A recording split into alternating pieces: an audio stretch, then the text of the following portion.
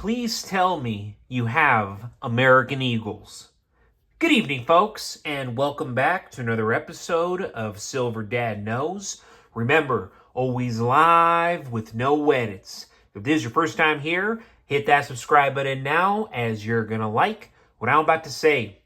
So yes, folks, just to begin this evening, I am presenting to you right here a 1990, as we all know, classic, legendary, most sought after American Silver Eagle.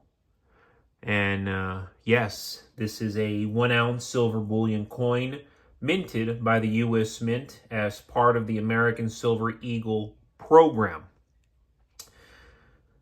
This program began in 1986. It contains 0.999 fine silver and has a face value of $1.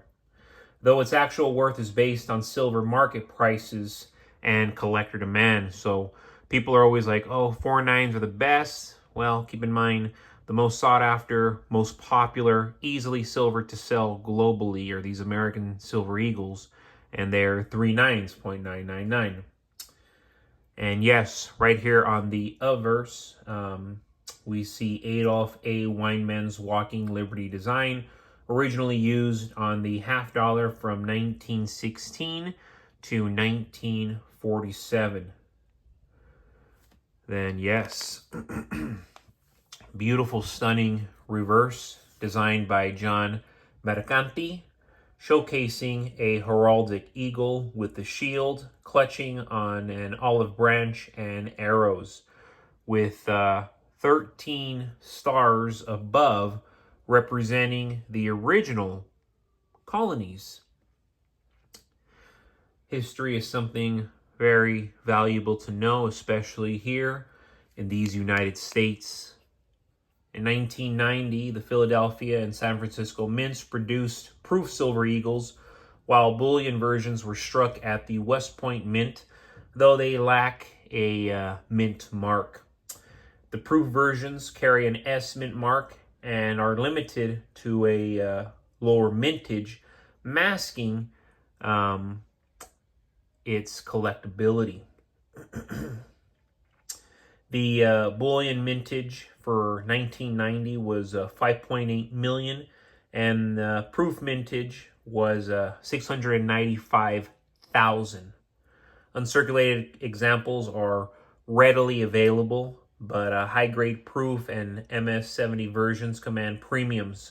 The 1990 Silver Eagle remains a popular choice among investors and collectors due to its silver content and, of course, historical significance. But beautiful, beautiful piece right there.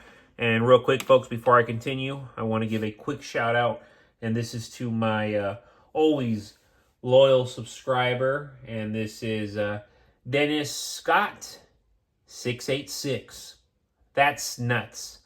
Only half of 1% Americans own physical metals.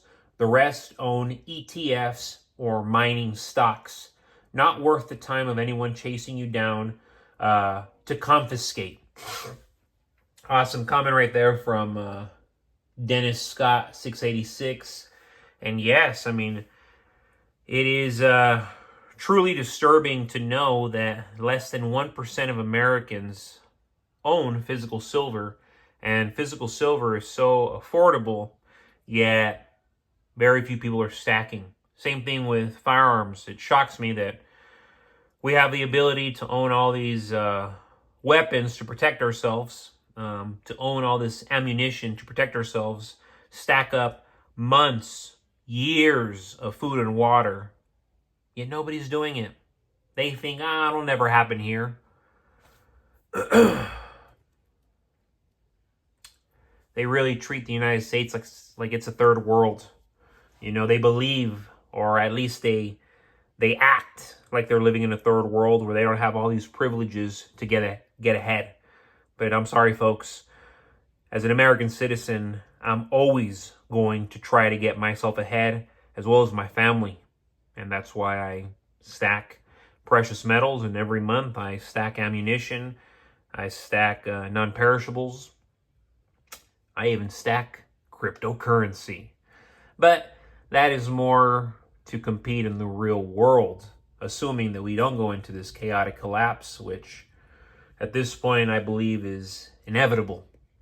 Throughout history, paper currencies have come and gone, losing their value due to reckless government policies, inflation, and economic mismanagement.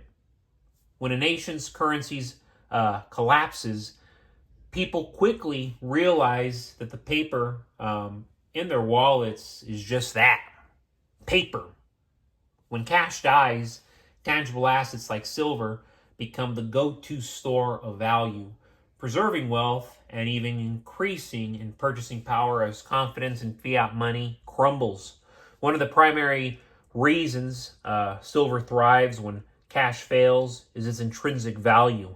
Unlike fiat currency, which is backed by nothing but government promises, silver has been used as real money for thousands of years. It has industrial applications, is limited in supply, and carries historical significance as a medium of exchange.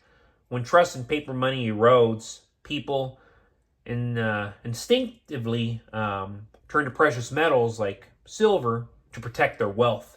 Hyperinflation is a key driver of currency collapse, and history shows that it destroys savings. It is destroying our savings. Countries like Germany, Zimbabwe, and Venezuela have all experienced the rapid devaluation of their money, leaving citizens scrambling for stable assets. In such scenarios, silver not only retains its value, but also appreciates dramatically. What once cost a few ounces of silver can soon cost hundreds or even thousands of inflated paper bills. Governments often respond to economic crisis by printing more money. It's like second nature to them. Let's just print more of this funny money, this made-up money. Something that's going to cause us consequences down the road, more consequences down the road. But anyway, printing more money, a move that devalues cash further. As central banks flood the system with liquidity, prices for essential goods rise, making everyday life more expensive. This is where silver truly shines because it moves inversely to the purchasing power of fiat. The more money is printed, the higher silver prices climb, protecting those who hold it from financial ruin. Another factor that strengthens silver's position in a currency collapse is its accessibility. While gold is often seen as the ultimate hedge, silver is more practical for everyday transactions.